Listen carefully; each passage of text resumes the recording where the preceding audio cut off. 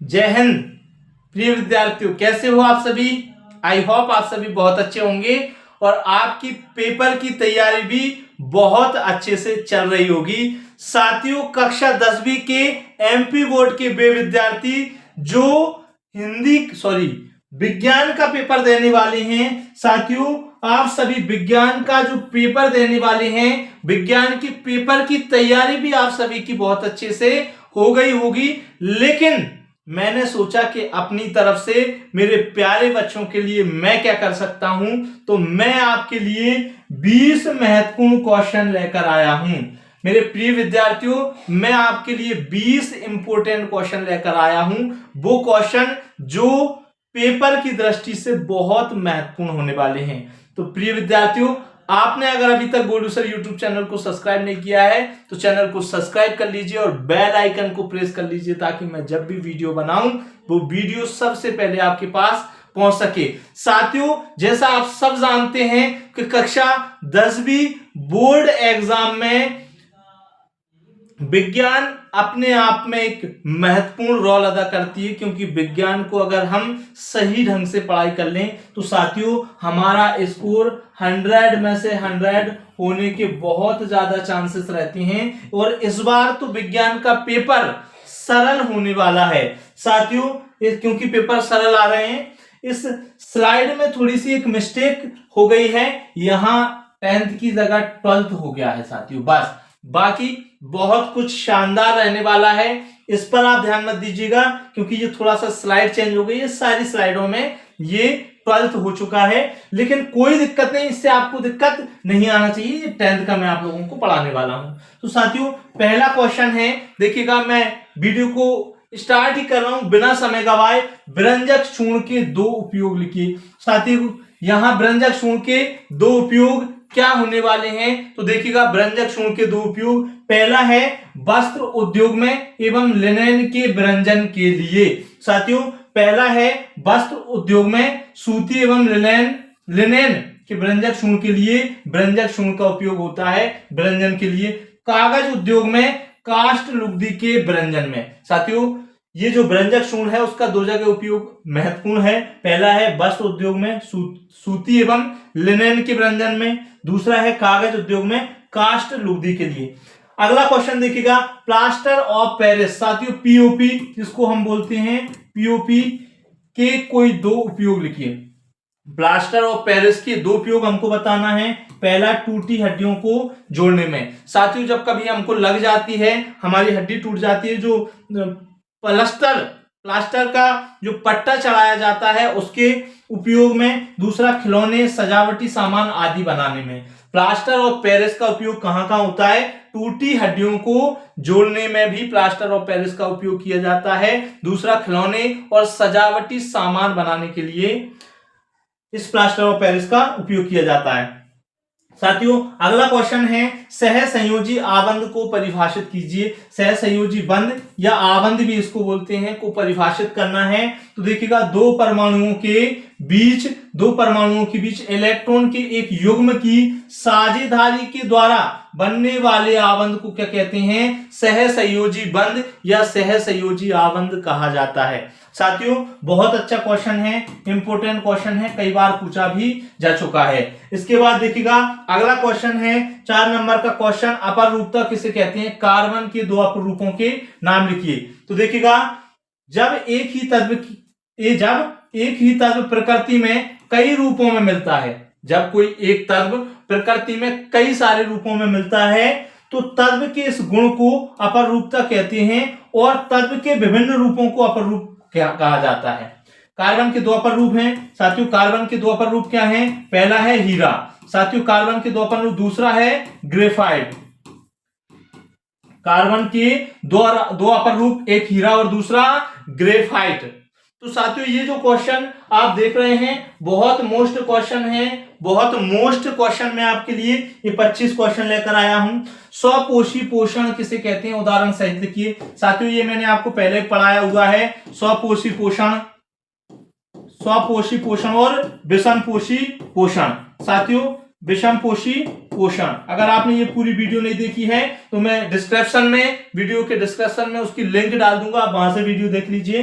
वह प्रक्रिया जिसमें जीवधारी सरल अकार्बनिक पदार्थ से कार्बनिक भोज्य पदार्थों का निर्माण कर लेते हैं, स्वपोषी पोषण कहलाते हैं। उदाहरण के लिए सभी हरे पौधे। साथियों, जो हरे पौधे हैं वे क्या करते हैं, अकार्बनिक पदार्थों से कार्बनिक भोज्य पदार्थों का निर्माण कर लेते हैं। साथियों, अच्छा क्वेश्चन है ये भी। देखिएगा, विषमपोषी पोषण किसे कहते हैं, उदाहरण भी दीजिए। वह प्रक्रिया जिसमें जीवधारी सरल अकार्बनिक पदार्थों से भोजन निर्माण नहीं कर पाते हैं और दूसरे जीवों से प्राप्त करते हैं, विषमपोषी पोषण कहलाते हैं, जैसे मनुष्य, कुत्ता, बिल्ली आदि। साथियों, अब ये यानी दूसरे अपने भोजन के लिए दूसरे जीवों पर निर्भर रहते हैं, वो क्या कहलाते हैं, अकार्बनिक पदार्थों से भोजन का निर्माण नहीं कर पाते हैं, विषमपोषी पोषण कहलाते हैं। अगला देखिएगा, जनन क्यों आवश्यक है। साथियों, जनन यानी होता है जन्म लेना, जन्म देना। जो जन्म देते हैं वो जनन क्यों आवश्यक है, तो सजीवों को अपनी स्पीसीज के स्पीसीज यानी होता है अपने ही जैसी आकृति, रंग रूप के नए लोगों को जन्म देना, यानी उसी आकृति के और जीवों का निर्माण करना, उत्पन्न करना क्या कहलाता है, स्पीसीज के स्थायित्व को बनाए रखने के लिए तथा अपने समान आकृति, रंग रूप या गुणों के नए जीव उत्पन्न करने के लिए जनन की आवश्यकता होती है। साथियों, यानी अपने ही जैसे जीवों को जन्म देने के लिए कहा जाता है जनन। स्वपरागण को परिभाषित कीजिए। जब एक पुष्प के परागकण उसी पुष्प के बतिकाग्र या उसी पौधे के दूसरे पुष्प के बतिकाग्र पर स्थानांतरित होते हैं, उसे क्या कहलाते हैं, स्वपरागण कहते हैं। साथियों, इसको क्या कहा जाता है, स्वपरागण कहते हैं, कहा जाता है। मानव में वृषण का क्या कार्य है, तो देखिएगा, मानव में वृषण के निम्न कार्य हैं। टेस्टोस्टेरोन हार्मोन्स का स्त्राव करना। साथ ही ये वृषण के अंदर होता है। मानव वृषण में नर जनन कोशा अर्थात शुक्राणुओं का निर्माण करना। ये जो टेस्टोस्टेरोन हार्मोन्स जो होते हैं ये महिलाओं में भी होते हैं और पुरुषों में भी होते हैं। साथियों, बहुत इंपॉर्टेंट क्वेश्चन है, ध्यान दीजिएगा इस क्वेश्चन पे, ठीक है। अगला क्वेश्चन है, जल्दी जल्दी हम इन क्वेश्चनों का रिवाइज कर लेते हैं। अवतल दर्पण के कोई दो अनुप्रयोग लिखिए। पहला है, अवतल दर्पण के निम्न अनुप्रयोग हैं। हमको साथियों इसी तरीके से लिखना है, हजामत बनाने के रूप में, हजामत बनाने के शीशे के रूप में। साथियों, जो दाढ़ी बनाई जाती है उसको हजामत बनाना बोलते हैं। तो उसके लिए जो शीशे का उपयोग किया जाता है वही अवतल दर्पण का उपयोग किया जाता है, आंख, नाक, कान व गले के सूक्ष्म निरीक्षण के लिए। ये डॉक्टर इनका प्रयोग भी करते हैं। साथियों, अगला क्वेश्चन है, लेंस की क्षमता को परिभाषित कीजिए। यानी जो लेंस होता है, लेंस की क्षमता को परिभाषित करना है, लेंस की क्षमता को समझाना है। तो क्या है, देखिएगा, किसी लेंस द्वारा प्रकाश किरणों का अभिसरण या अवसरण करने की मात्रा को उस लेंस की क्षमता के रूप में व्यक्त किया जाता है। साथियों, कोई लेंस है, लेंस द्वारा, किसी भी लेंस के द्वारा प्रकाश की किरणों को, यानी प्रकाश की किरणों को अभिसरण या अवसरण करने की मात्रा को उस लेंस की क्षमता के रूप में व्यक्त किया जाता है। संख्यात्मक रूप से लेंस की मीटर में व्यक्त फोकस दूरी का व्युत्क्रम उस लेंस की क्षमता कहलाती है। जैसे लेंस की क्षमता बराबर क्या हो जाएगा, 1/फोकस दूरी, यानी फोकस दूरी 1/फोकस दूरी, लेंस की क्षमता बराबर होता है 1/फोकस दूरी। चलिए अगला क्वेश्चन। साथियों, बहुत मोस्ट क्वेश्चन है, 2025 में आने का दावेदार है। देखिएगा, विद्युत धारा को परिभाषित कीजिए, इसका एसआई मात्रा क्या है। तो देखिएगा, विद्युत आवेश के प्रवाह की दर को विद्युत धारा कहते हैं। विद्युत आवेश के प्रवाह की दर को विद्युत धारा कहते हैं। गणितीय रूप में क्या हो जाएगा, यहां पे अगर मैं लिखूं गणितीय रूप में, विद्युत धारा I बराबर एक नहीं, I बराबर आवेश बटा समय, इसका ऐसा ही मात्रक होता है एम्पियर। विद्युत धारा का ऐसा ही मात्रक जो क्या होता है, एम्पियर, आप याद रखना। ये जो क्वेश्चन है साथियों, मेरे प्रिय विद्यार्थियों, ये ऑब्जेक्ट में भी पूछ लिया जाता है कि विद्युत धारा का एसआई मात्रक क्या है। तो विद्युत धारा का एसआई मात्रक क्या होता है, एम्पियर होता है, याद रखिएगा। चलिए अगला है विभवांतर को परिभाषित कीजिए। तो विद्युत क्षेत्र में एकांक धनावेश को एक स्थान से दूसरे स्थान तक लाने में जो कार्य किया जाता है उसे दोनों बिंदुओं के बीच का विभवांतर कहते हैं, यानी विभव के मध्य का अंतर विभवांतर कहलाता है। तो क्या है कि विद्युत क्षेत्र में कोई मान के चलिए विद्युत क्षेत्र है, विद्युत क्षेत्र में एकांक धनावेश को एक स्थान से दूसरे स्थान तक लाने में जो एक बिंदु से दूसरे बिंदु तक जो कार्य करना पड़ता है, जो कार्य किया जाता है, उन्हीं दोनों बिंदुओं के बीच में क्या कहते हैं, विभवांतर कहते हैं। विभवांतर बराबर किया गया कार्य बटा आवेश। चलिए साथियों अगला क्वेश्चन देखिएगा, धातुओं में 3 भौतिक गुण लिखिए। जो धातुएं होती हैं साथियों, उन धातुओं के 3 गुण लिखना है, भौतिक गुण। पहला है पारे को छोड़कर अन्य सभी धातुएं सामान्य ताप पर ठोस अवस्था में होती हैं। पारे को छोड़कर सभी धातुएं कैसी होती हैं, ठोस अवस्था में होती हैं। दूसरा है धातुओं की अपनी विशेष चमक होती है, जो भी धातु होती है अपनी विशेष चमक रखती है, ये इसका गुण है। ये आप इनमें आघात बद्ध तथा तन्य होती है, आघात नहीं आघात वर्ध तथा तन्य होती हैं, यानी जो धातुएं होती हैं उनको पीट पीट कर चौड़ा किया जा सकता है एवं उनको खींचा जा सकता है, लंबा किया जा सकता है, चपटा किया जा सकता है। चलिए अगला क्वेश्चन है, मानव मस्तिष्क के कोई 3 कार्य लिखिए। मानव मस्तिष्क के 3 कार्य हैं। अग्र मस्तिष्क, यह बुद्धि विचार एवं स्मृति जैसी उच्च मानसिक क्षमताओं का केंद्र होता है। इसके अविकसित रहने से मंद बुद्धि बन जाते हैं। अगर मान के चलिए जो अग्र मस्तिष्क है, मनुष्य का अग्र मस्तिष्क है, ये कमजोर रह जाए तो बुद्धिहीन बच्चे पैदा होते हैं, बुद्धिहीन हो जाते हैं। दूसरा मध्य मस्तिष्क, यह देखने एवं सुनने की क्रिया का केंद्र है। जो मध्य मस्तिष्क होता है यह देखने एवं सुनने की क्रिया का केंद्र है। और पश्चिम मध्य मस्तिष्क, यह शारीरिक संतुलन एवं शरीर की संस्थिति को बनाए रखता है। साथियों जो पश्चिम मस्तिष्क होता है यह शारीरिक संतुलन एवं शरीर की संस्थिति को बनाए रखता है।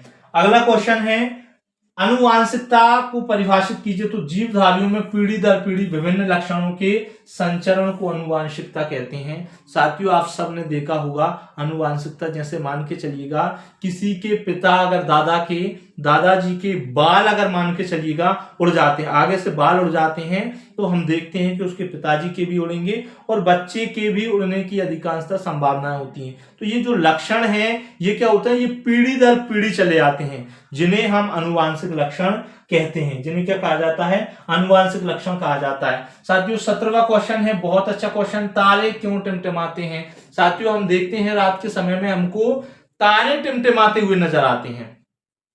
हम कई बार देखते हैं तारे टिमटिमाते नजर आते हैं, कोई सा जल जाता है, बुझ जाता है, कम हो जाता है। ऐसा क्यों होता है, गर्म और ठंडी हवाओं के कारण पृथ्वी के वायुमंडल का अपवर्तनांक लगातार परिवर्तित होता रहता है। साथियों क्या होता है कि गर्म और ठंडी हवाएं जब चलती हैं तो उनके कारण पृथ्वी के वायुमंडल, यानी पृथ्वी का जो वायुमंडल है उसमें आने उसका अपवर्तनांक कैसा होता है, परिवर्तित होता है, बदलता रहता है। तारों से आने वाली प्रकाश किरणों का इस वायुमंडल से होकर आना होता है। जो तारों से आने वाली प्रकाश किरणें हैं उनको इसी वायुमंडल से होकर आना होता है। क्या कहा है साथियों कि जो वायुमंडल है पृथ्वी का, उसका अपवर्तनांक के कारण वो बदलता रहता है। अपवर्तनांक उसका जो है बदलता रहता है ठंडी हवाओं के कारण, गर्म और ठंडी हवाओं के कारण। और ये प्रकाश, तारों की जो प्रकाश है वो उसको पृथ्वी तक आने के लिए क्या होता है, उसी वायुमंडल से गुजर के आना होता है। इसलिए प्रकाश का लगातार अपवर्तन होते रहने से प्रकाश की किरणों की दिशा बदलती रहती है। इस कारण प्रकाश की किरणें निरीक्षक की आंखों तक अनियमित रूप से आती हैं। इसके कारण तारों की आभासी स्थिति बदलती रहती है और तारे हमको टिमटिमाते हुए नजर आते हैं साथियों। और हमको ऐसा लगता है कि तारे जो है टिमटिमा रहे हैं, यानी जल रहे हैं, बंद हो रहे हैं, इस तरीके से। अगला क्वेश्चन है, ओम का नियम लिखिए। तो देखिएगा, यदि किसी चालक की भौतिक अवस्था में परिवर्तन ना हो तो उसके सिरों पर लगाया गया विभवांतर उसमें प्रवाहित विद्युत धारा के अनुक्रमानुपाती होता है। साथियों मान लीजिए कोई चालक है और चालक की भौतिक अवस्था क्या होती है, यहाँ पे ये शब्द आ गया कि भौतिक अवस्था। तो भौतिक अवस्था यानी उसके ताप में दाब, ताप दाब में परिवर्तन न किया जाए, ठीक है, द्रव्यमान में परिवर्तन न किया जाए तो उसके सिरों पर लगाया गया विभवांतर उसमें प्रवाहित विद्युत धारा के अनुक्रमानुपाती होता है। अर्थात ये थोड़ा सा गलत हो गया, अर्थात V समानुपाती हो जाएगा I और V समानुपातिक का चिन्ह हटेगा तो यहां पर एक नियतांक आ जाता है I, तो ये क्या हो जाएगा V बराबर RI, जहां R क्या है, R चालक की, जैसे R एक नियतांक है जिसे चालक तार का प्रतिरोध कहते हैं। साथियों यहाँ पर जो R है जैसे V समानुपाती I, V बराबर के चिन्ह रखता है तो एक नियतांक आ जाएगा और I ये हो जाएगा V बराबर RI। यहाँ पर जो R है वह नियतांक है जिसे चालक तार का प्रतिरोध कहते हैं। और चालक तार का प्रतिरोध क्या होता है, जो चालक तार का प्रतिरोध यानी कोई विद्युत धारा है और उस विद्युत धारा में रुकावट का जो कार्य करता है वो प्रतिरोध होता है, अपनी भाषा में अगर समझा जाए। चलिए अगला देखिएगा, मनुष्य में दंत क्षरण के कारण लिखिए। मनुष्य में दांत गिर जाते हैं, दांतों का क्षरण हो जाता है, उसका कारण क्या है, भोजन के बाद मुंह साफ न करने पर बैक्टीरिया एवं बचा हुआ भोजन अम्ल उत्पन्न करते हैं जिससे दांत क्षरण हो जाता है। साथियों हम सभी को भोजन के बाद में दांत साफ करना चाहिए, ब्रश करना चाहिए, अगर ऐसा नहीं करते हैं तो आप समझ रहे हो ना, दंत क्षरण हो जाता है। अधिक शर्करा युक्त भोज्य पदार्थ तथा कोल्ड ड्रिंक्स आदि के सेवन से दंत क्षरण हो जाता है, यानी कोल्ड ड्रिंक्स का सेवन करने से भी दंत क्षरण हो जाता है। अधिक शर्करा युक्त पदार्थों का सेवन करने से भी क्या हो जाता है, दंत क्षरण हो जाता है, दांत गिरने लग जाते हैं। अगला देखिएगा, हमारे आमाशय में अम्ल की भूमिका लिखिए। देखिए तो हमारे आमाशय में अम्ल की भूमिका निभाता है, आमाशय जो है वो अम्ल की भूमिका निभाता है। आमाशय में अम्ल जो है अपनी भूमिका निभाता है, क्या निभाता है, यह आमाशय में अम्लीय माध्यम उत्पन्न करता है जो पेप्सिन एंजाइम की क्रियाशीलता के लिए आवश्यक है। दूसरा, यह भोजन में उपस्थित जीवाणुओं को नष्ट करने का कार्य करता है। दो काम करता है अम्ल, आमाशय में अम्ल जो है दो कार्य करता है। पहला क्या है कि अम्लीय माध्यम उत्पन्न करता है जो पेप्सिन एंजाइम की क्रियाशीलता के लिए आवश्यक है। दूसरा, जीवाणुओं को नष्ट करता है। अगला क्वेश्चन साथियों, ये 20 क्वेश्चन हमारे 20 क्वेश्चन हो गए हैं, तो इन 20 क्वेश्चनों को आप अगर पढ़ के जाते हैं, अच्छे से समझ के जाते हैं, तो साथियों ये पेपर में आने की अधिक संभावना है इन क्वेश्चनों की। साथियों अगर वीडियो पसंद आई हो तो वीडियो को लाइक कीजिए और चैनल को सब्सक्राइब अगर आपने अभी तक नहीं किया है तो चैनल को सब्सक्राइब कर लीजिए। Thank you.